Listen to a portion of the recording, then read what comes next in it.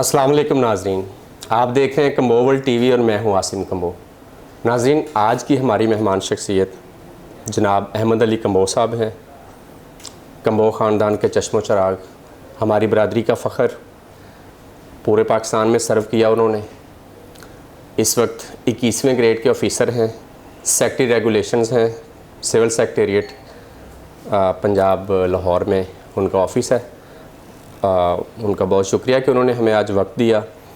तो आज हम उनसे जानेंगे उनकी इब्तदाई हालात ज़िंदगी, उनकी इब्तदाई तालीम, कामयाबी का ये सफ़र कैसा रहा, ज़माना तालिब इल्मी में का कोई एक किस्सा, कोई एक वाक़या, ये सब कुछ हम उनसे जानेंगे। और आखिर में हम उनसे ओपिनियन लेंगे कि कम्बो कम्युनिटी जो है वो बेहतरी की तरफ और उसको अपलिफ्ट करने के लिए उनके जहन में क्या तजावीज़ हैं। आइए उनसे बात करते हैं। अस्सलाम वालेकुम सर। वालेकुम सलाम। कैसे हैं आप सर? खैरियत से हैं? ठीक ठाक है? आप सुनाइए, आपका क्या हाल है? अल्हम्दुलिल्लाह, अल्लाह का शुक्र है सर। सर, आप हमारे नाज़रीन को बताइए कि आपका जो इब्तदाई तालीम थी, किस एरिए से आपका ताल्लुक़ था और आपका ख़ानदानी जो पस मंज़र है उसके ऊपर जानकारी दें प्लीज़। मेहरबानी। मेरा बेसिकली ताल्लुक़ जो है लाहौर मुल्तान रोड पे गांव है बुलनवाल। बुलनवाल से मेरा ताल्लुक़ है और हम कोई अकबर के ज़माने से, शहनशाह अकबर के ज़माने से हम लोग इस गांव में आबाद हैं। उससे अगर पीछे जाएं तो खेम करना हमारा जो हवाई एरिया बनता है, और अकबर के वज़ीर थे राय बंसी लाल। तो राय बंसी लाल का जो बेटा मुसलमान हुआ वो मोलनवाल में, चूँकि उनकी जगीर में शामिल था, तो उन्होंने मोलनवाल में उसको आबाद किया। इसी तरह उस ज़माने से हम इसी गाँव के रह रहे हैं, पुराने रहने वाले हैं गाँव के। इब्तदाई तलीम का अगर ज़िक्र करें तो मैंने प्राइमरी तक तलीम अपने गांव में स्कूल था उसमें हासिल की, और मज़ेदार दौर था। मैं कई दफ़ा कहता होता हूँ कि तलीम का तल्लुक़ सहूलतों से कम है और तलीम से ज़्यादा है। तो जो इब्तदाई स्कूल था उसमें जो बैठने वाली जगह है वो भी हम साथ ही लेके जाते थे। स्कूल में कोई बैठने वाली जगह नहीं थी। एक कमरा था स्कूल में जिसमें स्कूल का सामान पड़ा रहता था, और बारिश का मौसम होता था तो छुट्टी होती थी या वहाँ कोई, लेकिन तलीम का म्यार बहुत ज़्यादा था। जो उस्ताद थे उस ज़माने के, उनका जो तलीम के साथ लगाव था और जो तलीम वो देते थे वो कमाल की थी। तलीम थी, सहूलतें उसमें नहीं थी। और आज भी मुझे कोई दोबारा ये ऑप्शन दे कि जी कौन सा स्कूल सेलेक्ट करोगे, मैं शायद फिर उसी स्कूल में जाना पसंद करूँ जिसमें खेल कूद भी था और तलीम भी थी। और फिर वहाँ से प्राइमरी के बाद हमारे से साथ ही 3 किलोमीटर दूर एक गाँव है मराका, तो वहाँ हाई स्कूल था। फिर हम सारे गांव के लड़कों के साथ मैं भी मराका स्कूल में दाखिल हुआ और मिडिल तक तलीम उस स्कूल में हासिल की, जिसमें हम सुबह 3 किलोमीटर जाते थे और 3 किलोमीटर वापस आते थे। लेकिन कभी ये थकावट का एहसास या ये एहसास कभी नहीं हुआ कि जी हम कहीं दूर जाते हैं। और ऐसे ही खेल कूद में ये वक्त गुजर गया। फिर लाहौर मुल्तान रोड पे जो इस्लामी हाई स्कूल है वहाँ से मैट्रिक किया। मैट्रिक के बाद जो कॉलेज की हवा पहली दफ़ा देखी वो FC कॉलेज में एडमिशन हुआ। और उस ज़माने में FC कॉलेज जो था वो लाइक यूरोपियन था, क्रिश्चियन प्रिंसिपल था, यूरोपियन टीचर थे।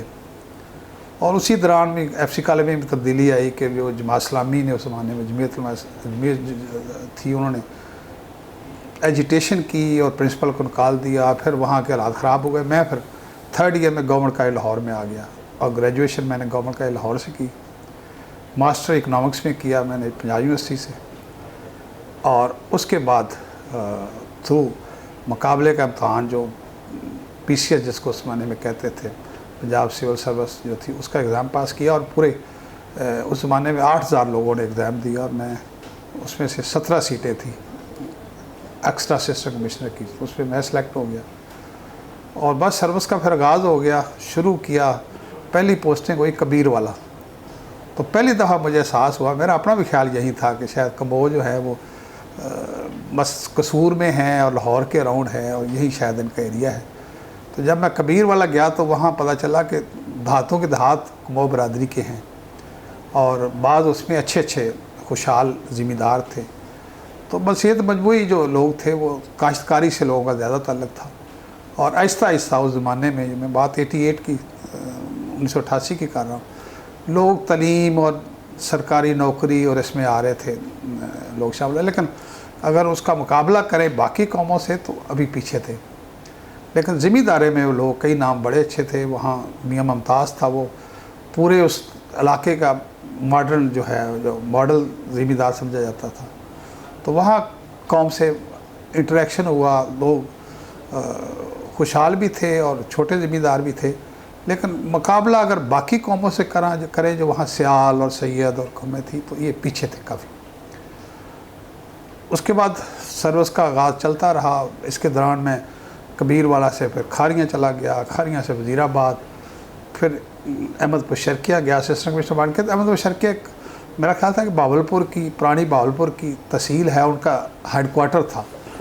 तो वहाँ शायद लोकल्स होंगे लोग ज़्यादा, लेकिन वहाँ जाके पता चला वहाँ कमो भी थे और काफ़ी ज़्यादा तादाद में कमो थे।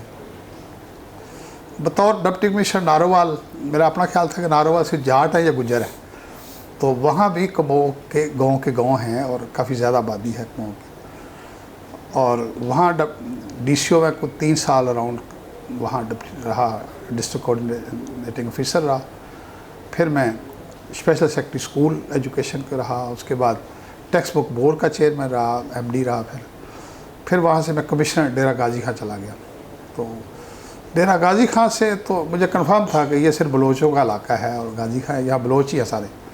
तो मैं एक दफ़ा लिया, जो डेरा गाजी खां का कमिश्नरी का हिस्सा था, वहाँ दौरे पे जा रहा था, तो वहाँ लिखा हुआ था चक फलां कमोआ। और ऐसे ही मुझे दिलचस्पी हुई, मैंने कहा मोड़ो कौन है। वहाँ जाके देखा तो पूरा गांव ही कमो थे और किसी ज़माने में वहाँ आबादकारी में वो आबाद हुए थे। तो थे बहुत बड़ी तादाद में नहीं थे, लेकिन लिया साइड पे कमो की बरादरी थी। तो जिससे जो सारा तजर्बा शेयर करने का मकसद ये है कि ये जो बरादरी है ये पंजाब की हद तक कम से कम जो मैंने ऑब्जर्व की, ऑलमोस्ट हर जगह। माजी में सर लिया एरिया में थिंद कम्युनिटी जो कमोओं की है, एक गोत है, उसके लोग, उसके ख़ानदान के लोग जो है वो कौमी सियासत में उन्होंने हिस्सा लिया, MPA MNA रहे। सर्विस के दौरान कभी उनसे मिलने का इत्फाक हुआ? बिल्कुल हुआ। मेरे पास वो जो गुलाम कादर थिंद थे, वो दफ्तर में भी 2-4 दफ़ा आए और मैं जब लिया गया तो उससे मुलाकात हुई। एक बार मुझे रहा कि थिंद जो है वो गोत है, वो जैसे मैं माशलिया गोत से हूँ, तो इससे मुख्तलिफ गोतें हैं। थिंद भी और ये गोत है, मेरा शायद कमों में सबसे बड़ी गोत शायद थिंद है। तो थिंद के यहाँ ये एहसास बड़ा मुश्किल था उनको कन्विंस करना कि आप, वो अपने आप को थिंद जट ज़्यादा उनका टिल था कि आप थिंद जट हैं, और उनको कन्विंस करना कि नहीं आप थिंद जट नहीं हैं, कमो हैं, ये थोड़ा उसको लगता था कि जैसे उनको ये डाइजेस्ट नहीं हो रही बात। तो वहाँ थिंद अच्छा, मतलब ताकतवर ग्रुप है, सियासत में भी, लोकल में, और शहर की हद तक फाइनेंशियली बड़े स्ट्रॉन्ग हैं। पर ये मुझे एहसास हुआ कि शायद वो अपने आप को जाट की तरफ ज़्यादा समझते हैं, टिल्ट रखते हैं कि शायद हम जाट हैं। ये कन्फर्म है कि वो कमो है और थिंद कमो की गोत है। मशरक़ी पाकिस्तान साइड पे तो बेताशा लोग थिंद कमो हैं। सर आप ये बताइएगा, मुकाबले के इम्तिहान की तरफ कैसे राग़िब हुए? कोई गाइड करने वाला था या ख़ानदान का प्रेशर था या किसी की विश थी, ये या इत्फाकिया था?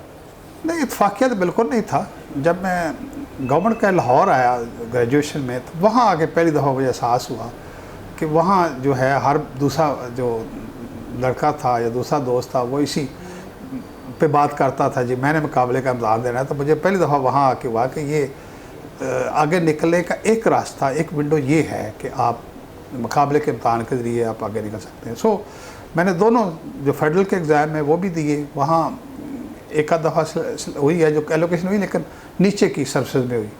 तो ये भी दिया जिसमें मैं टॉप के 14-15 लोगों में मैं शामिल था और मेरी सिलेक्शन हुई। और ये एफ़र्ट की बड़ी, ज़ाहिर एक उर्दू मीडियम स्कूल के पढ़े हुए थे। मैंने पहली दफ़ा ABC जो है वो 6ठी क्लास में आके पढ़ी। तो 6ठी क्लास में वो this is a cat and this is a ball वाले जो स्टूडेंट हैं, उनका मुकाबला इंग्लिश मीडियम लोगों से करना और फिर कंपटीशन करना, ये एक बड़ा मुश्किल था। और मोटिवेशन भी थी कि ज़ाहिर आगे निकलना है तो कंपटीशन करना है, और कंपटीशन करके फिर उन्होंने भी मदद की, कुछ मेहनत की और फिर सिलेक्शन होगी। सर ब्यूरोक्रेसी में आपका नाम माशाल्लाह बहुत बावकार और नेक नामी के तौर पे आपकी पहचान है। आप बताइए, आपकी फ़ैमिली में, आपकी औलाद में से भी किसी ने इस शोबे को ज्वाइन किया, इस साइड पे आए कि नहीं? नहीं, ये बदकिस्मती है। मेरे बेटा है जो उसने ACCA किया, फिर CFA किया, वो बिज़नेस की तरफ चला गया, या प्राइवेट जो उनका एंटरप्रेन्योरशिप उस तरफ चला गया। बेटियां दोनों डॉक्टर हैं, छोटी बेटी अभी छोटी है। तो फैमिली में और कोई आदमी नौकरी तरह नहीं, मेरे भाई भी सारे हैं वो बिज़नेस, और एक भाई जो है वो गाँव में ज़िम्मेदारी को संभालता है, बाकी सारे कारोबार बिज़नेस। कारोबार हमारे एक भाई रशिया चले गए, उन्होंने वहाँ स्टील का बिज़नेस इस्टेब्लिश किया। तो फिर एक जो है वो प्राइवेट जॉब में ग्लैक्सो वेलकम में चला गया। फिर इस तरह मतलब सारी फैमिली पढ़ी लिखी है, लेकिन गवर्नमेंट की नौकरी की तरफ शायद नहीं आए, क्योंकि एक तो मेरी ईमानदारी, और फिर ईमानदारी में जो बदहाली वाला सिलसिला था उसने कोई ख़ास लोगों को मोटिवेट नहीं किया ख़ानदान को। जो आप बात कर रहे हैं नेकनामी, तो नेकनामी की कास्ट है, एक आपकी कास्ट वो देनी पड़ती है। और ज़ाहिर है जब आप तनख्वाह जो गवर्नमेंट की उसी में गुजारा करेंगे तो आपका कुछ ज़्यादा लोग आपको देख के मुतासर नहीं होंगे। तो यही हाल मेरी फैमिली का था। मेरा अपना बेटा था, मैंने कहा मुकाबले का मुतासर नहीं, आप लोगों की तनख्वाह बड़ी थोड़ी होती है, तो मैं जो है इतनी तनख्वाह पे मैं नहीं गुजारा करना चाहता। तो मैंने वैसे जो कमो अफसर सर्विस में पाए, जिसमें चौधरी सलीम से साहब से पहला मेरा इंटरेक्शन हुआ जब मैं AC था, तो वो उस ज़माने में डिप्टी कमिश्नर चंग थे। तो वो बड़े अच्छी रेपुटेशन वाले, बड़े दिलेर, बड़े बोल्ड अफसर थे। फिर और जो कमो अफसर हुआ, मैंने ज़्यादातर कमो अफसरों को ईमानदारी पाया मैं फ्रेंकली, और उनको अच्छी रेपुटेशन वाले, दलेर और ईमानदार पाया, जिससे मुझे ये मेरा ईमान जो है और पुख्ता हो गया कि वो जो आपकी पंजाब की जो बुक है कास्ट ऑफ कमो, उसमें लिखा हुआ है कि जी इंडिया पाकिस्तान जब डिवाइड हुआ तो लोगों ने ज़्यादातर अपनी जो चीज़ें थी वो कमो के वाले की कि ये, और उन्होंने उसी तरह वापस कर दी लोगों को। तो ये जो ईमानदारी का अंसर है, मेरा अपना ख्याल था कि ये शायद हमारे ट्राइब के खून में रचा बसा हुआ है। ज़्यादातर कमो अफसर मैंने ईमानदारी देखी है, बहुत कम मैंने देखी, और अपनी अपनी जगह बड़े दिलेर और बड़े सही डिसीजन करने वाले और महबूब वतन लोग पाए। अच्छा सर, मैं पूछना चाहूँगा कि कम्बों की जो तारीख़ है उस बारे में आपका जो नॉलेज है वो शेयर कीजिए। कम्बो हमारी जो है आगाज़ कहाँ से हुआ और किस किस एरिए से होता हुआ हम यहाँ तक देखिए, जहाँ तक मैं मेरी इसमें इल्म है या मैंने जो रिसर्च की या देखा, मेरा जो व्यू है वो थोड़ा सा ज़रा हट के भी शायद होगा लोगों से। इसको आप महाभारत से शुरू करें, क्योंकि जो इंडिया में लिखी पढ़ी चीज़ अवेलेबल है वो महाभारत है। वो है तो एक एपेक्स, एक स्टोरी है, एक शायराना नज़म है, लेकिन उसमें वो जो कौरव और पांडवों की जो जंग थी उसमें जिन जिन ट्राइब ने, जो आर्यन ट्राइब ने हिस्सा लिया, उन सब के नाम हैं। उस किताब में अगर आप देखें तो उसमें दोनों तरफ से, कौरवों की तरफ से और पांडवों की तरफ से, दोनों तरफ से कमो जो ट्राइब था उसने हिस्सा लिया।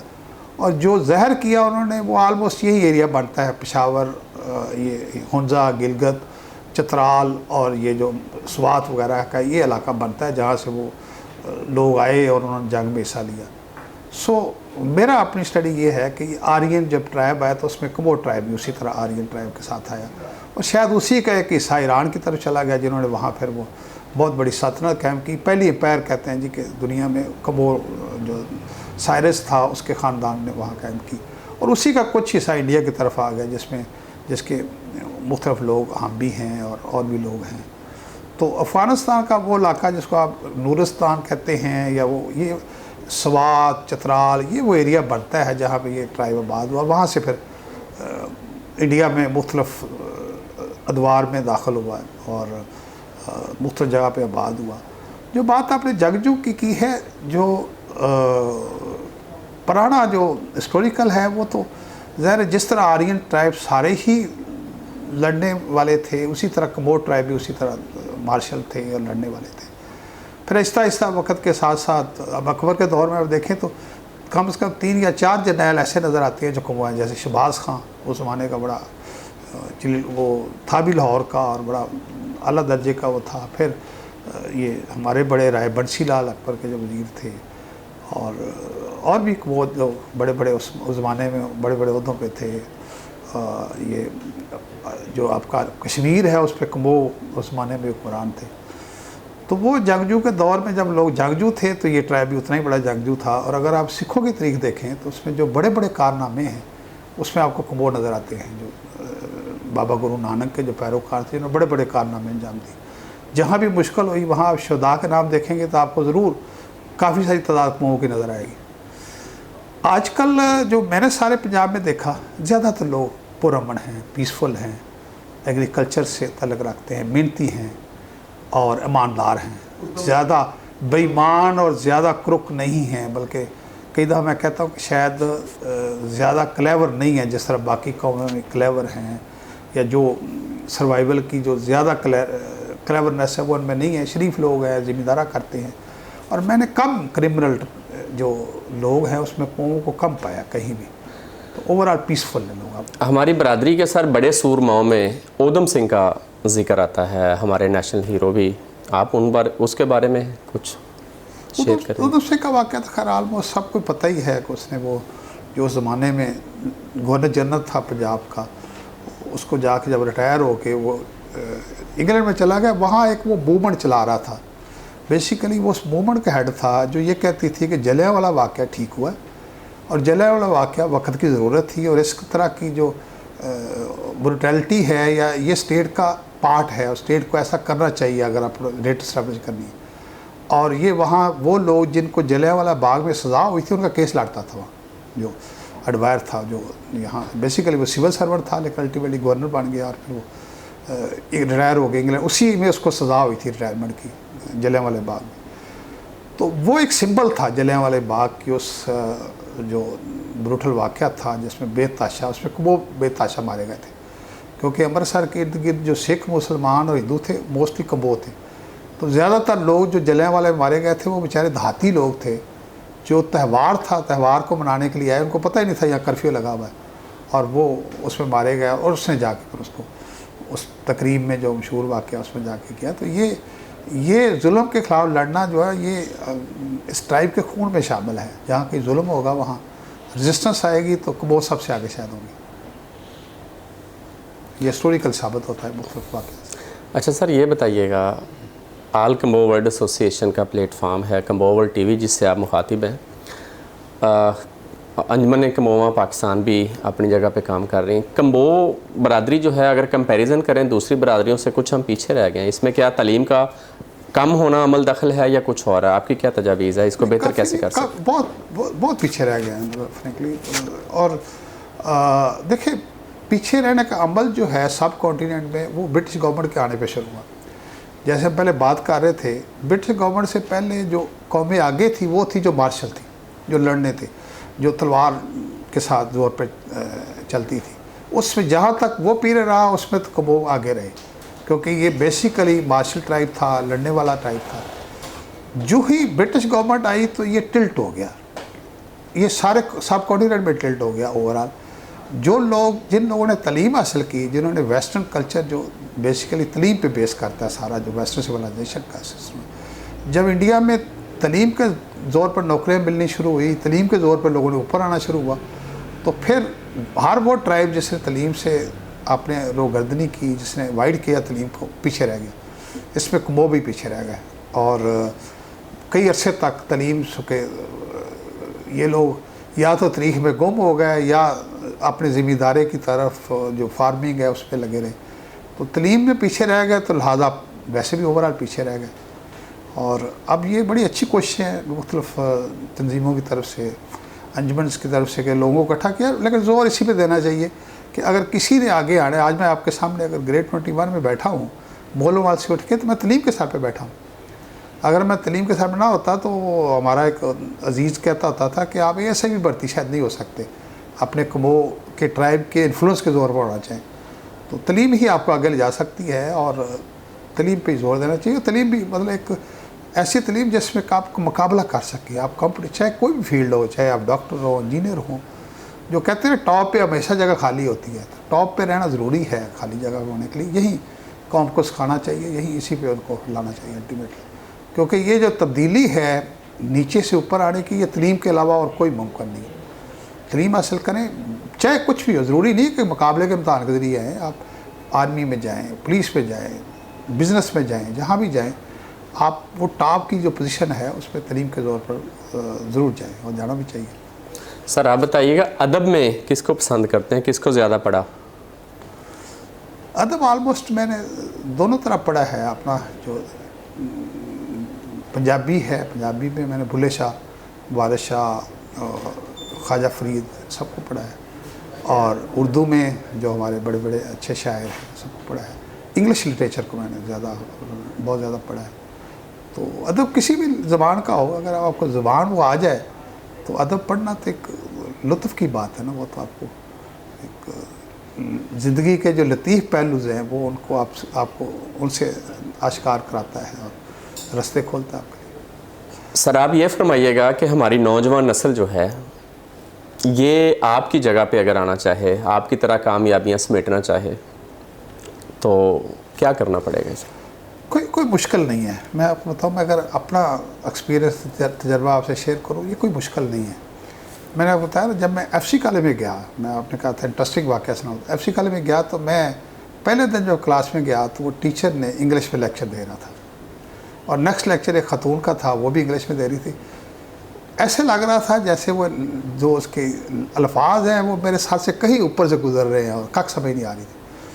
और उसी क्लास में मेरे साथ कोई इंग्लिश मीडियम के लोग थे, ज़ाहिर वो इंटरेस्ट उनको समझ आ रही थी, उनका वो था। हमारे ये प्रॉब्लम थी कि ये उर्दू पंजाबी पढ़ते पढ़ते उर्दू में लेते लेते एकदम इंग्लिश लैंग्वेज पे आप मीडियम पे आ गए, तो थोड़ा सा डिप्रेशन भी हुआ कि ये पता नहीं हम कम्पीट कर सकेंगे कि नहीं कर सके। मेरे साथ कोई शोरश कश्मीरी फैमिली के दो लड़के थे, वो इसी तरह जैसे वो होता है, कोई शायद इनसे जो कैथीड्रल है वहाँ से पढ़ के आए हुए थे, वो सीनियर कैमरे उस ज़माने में करके आए हुए। तो लगता ये था कि मैं शायद सबसे पीछे हूँ। जब मेहनत की, जब अपनी कमिटमेंट शो की, तो जब एग्ज़ाम हो रहा था FA का और FSC का, तो वो इत्फाक से मेरे पीछे बैठे थे और वो मेरे से पूछ रहे थे कि जनाब ये क्या करना है, ये क्या करना है। तो कमिटमेंट और अपने आप को कमिट करना, मेहनत करना, उससे कोई मुश्किल नहीं है। ये कोई भी ऐसा कोई दुनिया में कोई इंसान गुजरा नहीं जिसने कोई हासिल करना चाहा हो, मेहनत की हो और हासिल ना कर सके। इवन कुरान मजीद में भी है कि इंसान को वही कुछ मिलता है जिसकी वो कोशिश करता है। और इससे अगली है तो इससे भी इंटरेस्टिंग है कि हर कोशिश करने वाले को ज़रूर मिलता है। सो जो आप कोशिश करेंगे, जो मेहनत करेंगे, वो आप अचीव कर लेंगे। सो अपने टारगेट, अपनी गोल जो है वो हमेशा हाई रखें और मेहनत से, ईमानदारी से उसके लिए एफर्ट करें तो वो हासिल हो जाता है। यही मुल्कों का भी हाल है, यही पाकिस्तान के लोग हैं। अगर आप ईमानदारी से, मेहनत से, जो ज़माने के हालात उसके मुताबिक आप चलेंगे तो आप हासिल कर लेंगे। अगर आप इसी तरह मतलब हालत क्या है, आप सड़क पर जाए, मज़दूर चाहिए, तो सड़कों में मज़दूरों की लाइनें लगी हुई हैं। आप उनको घर लेके जाएँ तो वो काम नहीं करेंगे। वो एक बंदा हमारा दोस्त कहता होता है कि जी अमेरिकन में और पाकिस्तान में फ़र्क ये है कि अमेरिका में अगर आपको प्लम्बर चाहिए ना तो आप प्लम्बर लेके आएँ। उसको सिर्फ प्लम्बरिंग ही आती होगी, उसको शायद ये भी नहीं पता होगा कि अमेरिका की फॉरेन पॉलिसी क्या है। हो सकता है कि उसको ये भी ना पता हो कि अमेरिका प्रेसिडेंट कौन है, लेकिन वो जो काम प्लम्बरिंग है वो उसको अल्फ से लेकर ये तक एवरीथिंग आता है। यहाँ आप किसी पान वाले के पास चले जाएँ, उसको ये भी पता होगा कि जी यूक्रेन की वार शुरू क्यों हुई है, वहाँ अमेरिका को क्या करना है, यूरोप को क्या करना है, लेकिन पान लगाना शायद उसको ना आता हो। प्लम्बर ले आए, उसको प्लम्बरी के अलावा दुनिया की हर पॉलिटिक्स पता हो। तो वो जो कंसंट्रेशन है, जो फोकस होना है और उसके लिए जो रिक्वायर मेहनत है, वही ज़रूरत है। बरादरी की भी ज़रूरत वही है और कौम की भी ओवरऑल ज़रूरत यही है। सर नौजवान नस्ल को एक सक्सेस स्टोरी, अगर मॉडल सक्सेस स्टोरी आपके सामने रखी जाए, क्या पैगाम देना चाहेंगे? जैसे सक्सेस स्टोरी तो मैं अपनी मिसाल ही देता हूँ कि एक अगर प्राइमरी स्कूल जो टाट वाला स्कूल है, और वर्चुअली टाट, वो मैं कहता होता हूँ कि टाट जो था वो हम घर से लेके जाते थे और तख्ती, और मैं अपने बच्चों को इधर बताता हूँ कि हम कैसे पढ़ते थे। तो मैं कहता जी एक वो लकड़ी की तख्ती होती थी, उसको हम साफ़ करके रोज़ लिखते थे। तो वो मानते नहीं हैं, वो कहते हैं ये मुमकिन नहीं है इस तरह पढ़ना, ना स्लेट से पढ़ना, ना तख्ती से पढ़ना। लेकिन अगर तख्ती स्लेट से पढ़ के आप जो इंग्लिश मीडियम स्कूलों के, बड़े बड़े स्कूलों के बच्चों को आप, और कोई जादू नहीं है, मतलब एक कंटिन्यूस एफर्ट है जिसके साथ कंपटीशन करके आए हैं। तो यही वो तरीका है कि वो जापानीज़ कहते हैं कि चेंज ये नहीं है कि आप रेवोल्यूशन ले आए, चेंज ये है कि आज आपका कल से बेहतर हो, कल आज से बेहतर हो, आने वाला कल है। और यही इस्लाम की तालीम ये है कि मोमन वो है जिसका आज कल से बेहतर है।